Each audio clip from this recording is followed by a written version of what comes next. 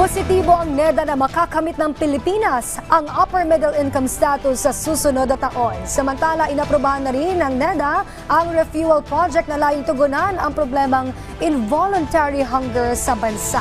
Si Gab Villegas ng PTV sa Balitang Pambansa.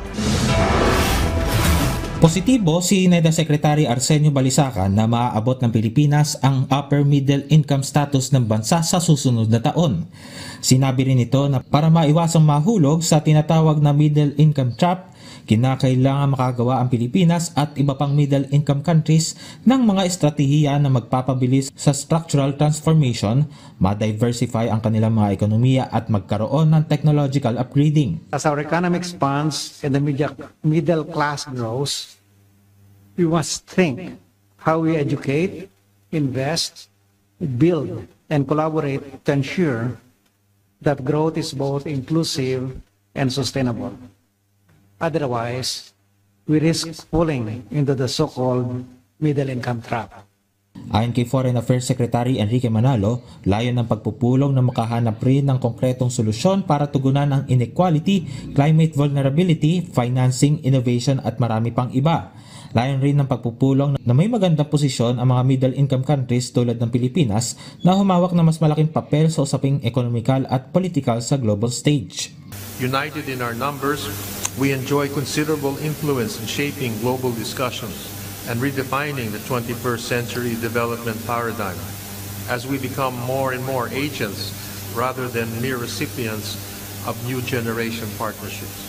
Para naman kay UN Philippines Resident Coordinator Arnold Peram, ang nasabing pagpupulong ay matibay na pahayag ng pagsisikap ng Pilipinas sa pagkakaroon ng multilateralism at pandaigdigang kooperasyon para sa pag-unlad.